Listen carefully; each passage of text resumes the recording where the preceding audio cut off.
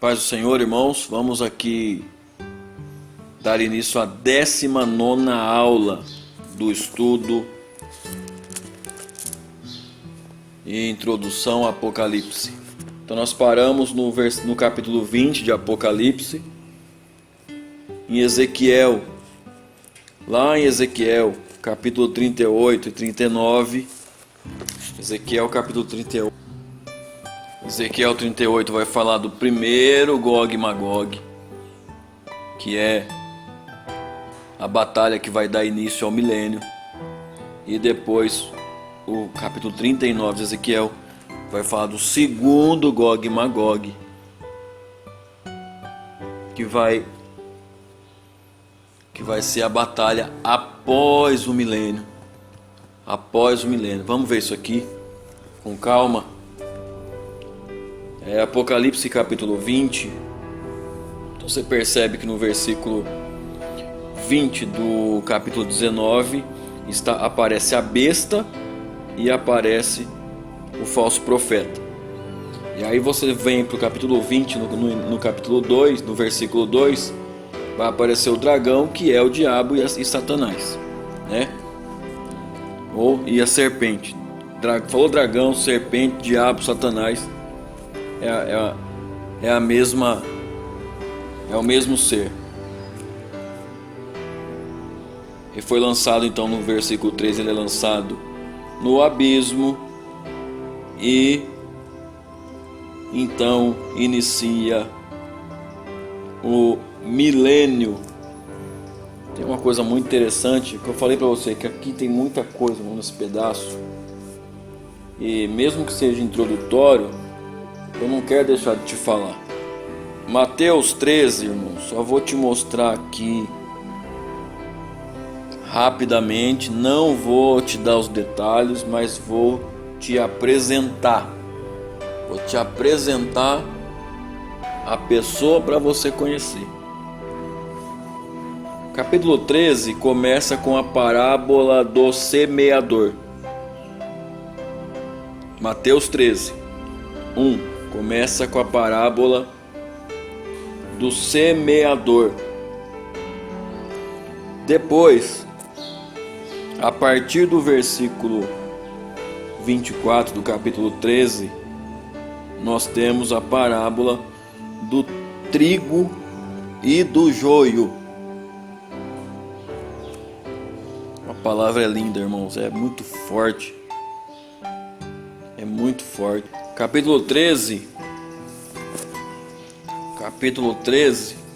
é a parábola do semeador, irmãos. O semeador vem semeando a palavra, você sabe disso.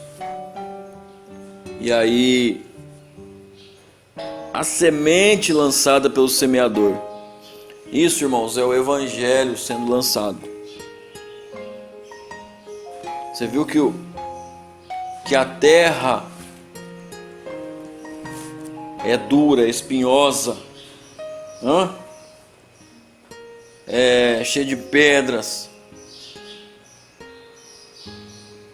É um trabalho árduo, não é? A parábola do semeador, irmãos, a parábola do semeador fala do tempo que nós estamos vivendo hoje, a respeito do nosso tempo, em que o semeador está semeando a palavra. Só que o mundo jaz no maligno. Então o mundo está cheio de inimigos da igreja, cheios de inimigos de Deus, e o evangelho está sendo semeado. A partir do versículo 24 do capítulo 13, vai falar da parábola do trigo e do joio. Trigo e do joio. A parábola do trigo e do joio já vai falar do tempo do milênio. Você já tinha escutado isso? Responde aí para mim depois, se você já tinha escutado, que a parábola do semeador fala do nosso tempo, dos nossos dias, e a parábola do trigo e do joio está falando do milênio. Por quê? Porque no tempo que nós estamos, a palavra está sendo semeada. Depois vai entrar a grande tribulação. Então, na parábola do semeador, a terra, domínio da terra, a terra jaz no maligno. Já na parábola do trigo e do joio, o reinado é de Cristo, porque é o milênio. Então quem está reinando é Cristo. E o joio está crescendo. O joio está crescendo em meio, está crescendo, trabalhando para atrapalhar o reinado de Cristo no milênio. Já na parábola do semeador, é a igreja que está atacando as trevas, porque o mundo está em trevas. Na parábola do trigo e do joio, as trevas que vão atacar a luz, porque o rei Jesus, o rei dos reis, estará aqui. Então, quando Jesus chegar para o milênio, só para você saber, quando Jesus chegar para o milênio, porque a terra foi amaldiçoada com o pecado. Então você pode perceber que quanto mais tempo passa e quanto mais o homem peca, mais a terra produz com bicho, com praga, mais é difícil colher. Por isso que se usa tanto veneno e tanto agrotóxico, e vai usar cada vez mais, porque o pecado vai amaldiçoando a terra. Mas quando Jesus pisar na terra para o milênio, porque ele não vai pisar na terra para arrebatar ninguém, no arrebatamento é a igreja que vai. Agora para o milênio a igreja vem com ele, e ele vai pisar aqui. Quando ele pisar aqui, irmãos, quando ele pisar aqui para o início do milênio, toda a terra será sarada, todos os rios ficarão sarados, toda a sujeira dos rios vão sumir, vão desaparecer, serão purificados, toda a terra será purificada, vai ser um paraíso na terra. Toda doença que entrou na terra por causa do pecado não vai existir, porque Jesus estará aqui reinando. Ele não vai vir no milênio como ele veio para apagar pecado. Ele vai vir para reinar. É o Cristo ressurreto. Então as coisas vão ser do jeito dele no milênio. Está entendendo? 1000 anos. 1000 anos do reinado de Cristo aqui na terra. Que maravilha. Amém? Então a parábola do semeador fala do nosso tempo, e a parábola do joio e do trigo fala do milênio. Mais sobre isso, um pouco mais sobre esse período, falando um pouco do espiritual, eu vou falar com você na última aula, que é a última aula que eu vou encerrar esse estudo. Eu vou te passar a trajetória do luzeiro, e aí nós vamos falar um pouquinho mais do espiritual desse período, tá bom, irmãos? Mas aqui aqui Cristo vai reinar por 1000 anos, e esses 1000 anos é entre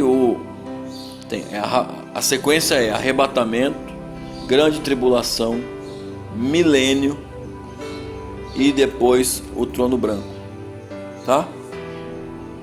Então aqui, versículo 7, nós vamos saindo agora, capítulo 20, versículo 7, nós vamos saindo do milênio, ó. Nós entramos no milênio, agora nós vamos saindo.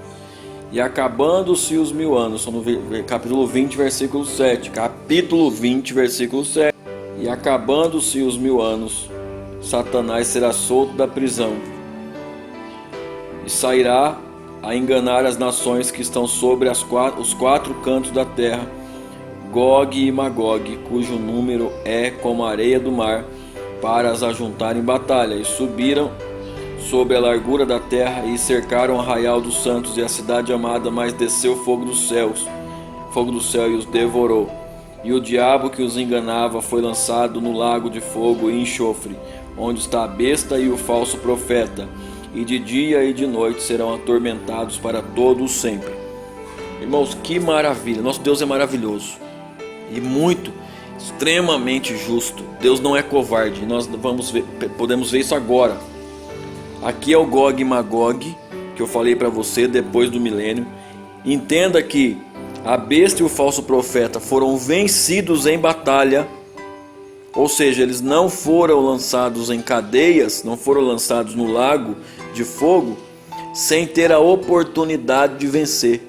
Deus deu para eles a oportunidade de vencer, mas não puderam vencer.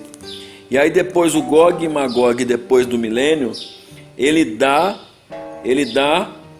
solta Satanás, porque se ele fica solto antes do milênio ou durante o milênio, não tem paz na terra, então ele prendeu ele. Só que como ele não havia tido chance de vencer, ele é solto, e aí ele é vencido por Deus em batalha e lançado na prisão, no lago, juntamente onde já estão a besta e o falso profeta, como nós podemos ver no versículo 10. No versículo 10, olha lá, onde está a besta e o falso profeta. Então, Deus não é covarde. Ele deu a chance para o iníquo, para a besta, para o falso profeta e para o diabo, para o Satanás, para vencer. Cristo os enfrentou em batalha e venceu os três. Eles perderam em batalha. Não houve covardia. Não houve covardia. Vamos parar por aqui. Deus te abençoe em nome de Jesus. Pai do Senhor.